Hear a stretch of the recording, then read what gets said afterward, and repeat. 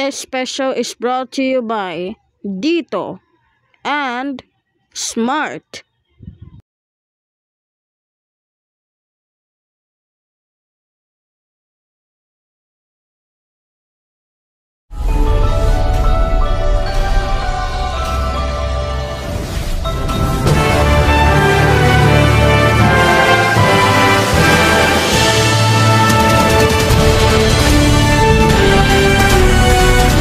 Magandang umaga po.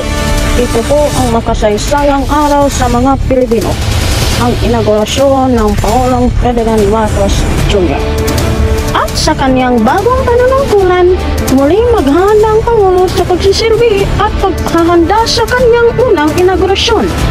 Kaya walang patid ang paghatid ng balita ng buong RBN Integrated News para sa mga karagdagang impormasyon tungkol sa inaugurasyon. Ako po, si Cherry Maysog. At ako naman po si Arturo Tolentino Jr. At ito ang panunumpa sa pagbabago, The Marcos Inauguration.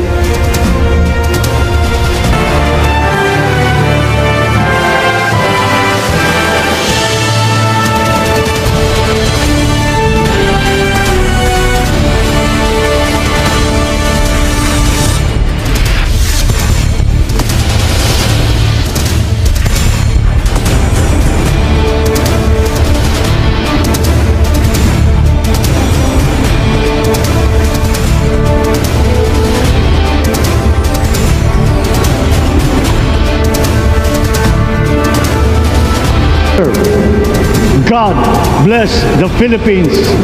God bless our work.